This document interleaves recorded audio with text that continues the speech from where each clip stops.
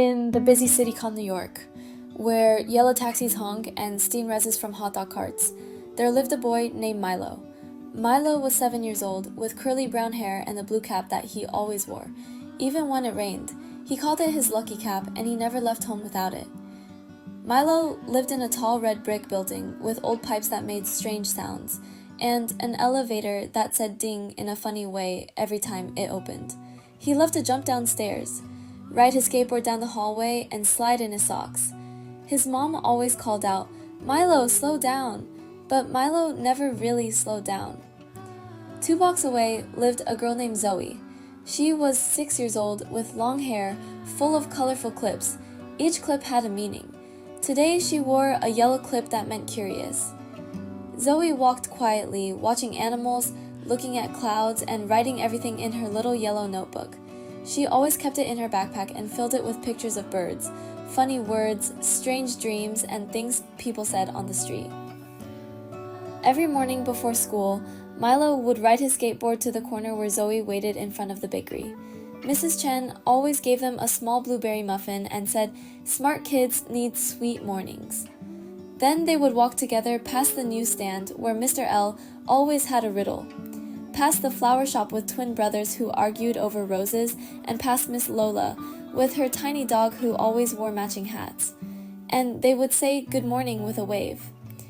Everything seemed the same, but something was different.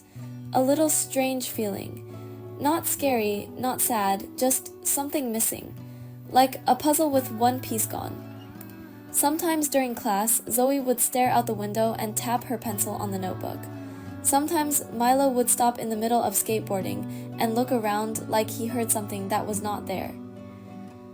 One Tuesday morning, they both stopped at the mural next to the bakery, a painting of the city with children flying above the buildings.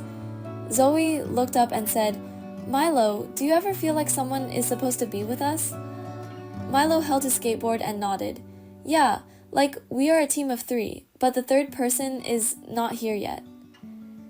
They both stood quietly, the sounds of the city moving around them, cars and dogs and someone yelling about coffee. Zoey opened her notebook and wrote down the moment. Milo took out a crumpled napkin from his backpack and scribbled something with a red pen. He gave it to Zoey and she smiled. It said, "Who is not here yet?" Zoey taked it into her notebook without a word. They did not know it yet, but that one question was about to change everything. That afternoon after school, Milo and Zoey sat on the steps outside their building with 2 melting popsicles, one red, one blue. Milo bit the red one too fast and made a funny face because of the cold, and Zoey giggled, writing it down in her notebook. She drew a picture of Milo with popsicle brain freeze, and then added a small shadow behind him, not a scary one, just a soft shape, like someone standing there but not drawn yet. Milo leaned over and said, "Maybe the person we are missing is already watching us, like invisible." Zoey raised her eyebrows and whispered, "Or maybe they are dreaming about us and don't know we are real yet."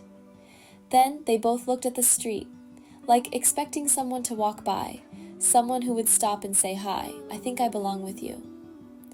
But no one came. Later that evening, Milo sat in his room, building something with his magnetic blocks. It looked like a tower, but he kept adding tiny doors and windows. He did not know why, just that it felt right. His mom peeked in and said, "Dinner soon, champ." But Milo did not hear her. He was thinking about the missing piece, the one that made their team complete. Across town, Zoey was staring at her ceiling, full of glow-in-the-dark stars. Her notebook opened beside her, with the napkin Milo gave her, taped to a new page. She had drawn a question mark above it and a tiny star below. She whispered out loud, "Who are you? Where are you? Are you coming soon?" The next day at school, they sat next to each other during art class, making paper masks. Milo made one with big eyes and zigzag teeth. Zoey made one with tiny holes and butterfly wings. Their teacher, Miss Reyna, asked them what kind of creatures they were making, and they both answered at the same time, "It is someone we have not met yet." Miss Reyna smiled and moved on, but they just looked at each other and nodded. During recess, they explored behind the big tree near the fence. a place they had never played before, and Zoey found an old shoelace tied like a loop hanging from a branch. She said, "Maybe it is a clue," and Milo laughed. "Maybe it is a sign. They were here before us." After school, they decided to visit the old library, the one with creaky wooden floors and a sleepy cat in the corner. Mrs. Beatrix, the librarian, let them go to the back room, where old naps and mystery books were kept. They found a dusty book with no title, just a star on the cover, and inside there were pages with drawings of kids with backpacks, standing in different parts of the city, some near bridges, some near tunnels, some near rooftops, and one page had a space, with no drawing, just the words, "Waiting to be found." Zoey gasped, and Milo whispered, "Do you think it means us?" They did not know it yet, but the story had already started, and the missing piece was getting closer. The next morning, Milo woke up before the alarm, his room still dark, but he felt something different, like a whisper in his chest, not a sound, just a feeling, like today was important. He quickly got dressed, grabbed his skateboard, and slid down the hallway. Outside, the sky was grey with early clouds, and the streets smelled like bagels and rain. Zoey was already waiting in front of the bakery, holding 2 muffins. She handed him one and said, "I had a dream. It was not clear, but I think someone was calling us." Milo took a bite and said, "Me too," but no words, just a sound like wind through trees. They sat on the curb, eating slowly, watching the city wake up around them, people rushing, kids yelling, buses whooshing past, and all the while they kept looking for something, anything. After school, they went back to the library. Mrs. Beatrix was gone, but the sleepy cat was still there, curled up near the window. They walked past shelves of books to the same back room. The book with the star was still there, but when they opened it, one new page had appeared. It showed 2 kids standing on a rooftop with a third shadow between them. The caption below read, "Together they will unlock what is hidden." Zoey looked at Milo, and Milo looked at Zoey, and then the room got very quiet.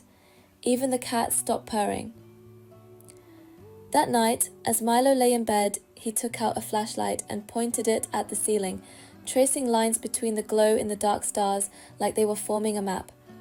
Across the city, Zoey was doing the same, her notebook now filled with little clues, circles, arrows, and doodles of stars and buildings. They both felt it, the closeness of something or someone just out of sight. The next day, a new kid was supposed to join their class, but the seat stayed empty. The teacher said, "Maybe tomorrow," and moved on, but Zoey stared at the chair and whispered under her breath, "Maybe they are already here but not ready to sit down." Milo noticed too. He even felt the air change when he looked at the seat, like a breeze with no window open. That afternoon, as they walked home, they passed by a mailbox with a sticker they had never seen before, a gold star with a tiny lightning bolt in the center. Zoey gasped and said, "That was in my dream." Milo nodded and said, "I saw that on the book too." They looked around, but no one else seemed to notice the sticker. They peeled it off and found a note underneath. It said, "Look up."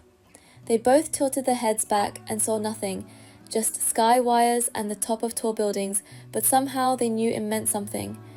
That night, neither of them could sleep. They kept tossing, turning, whispering to themselves, drawing in the dark. And far away somewhere in the city, a third notebook closed itself slowly as if by magic. A pencil rolled across the table and stopped pointing north. Someone was coming, and the story was just about to begin. This is only the beginning. More adventures are on the way.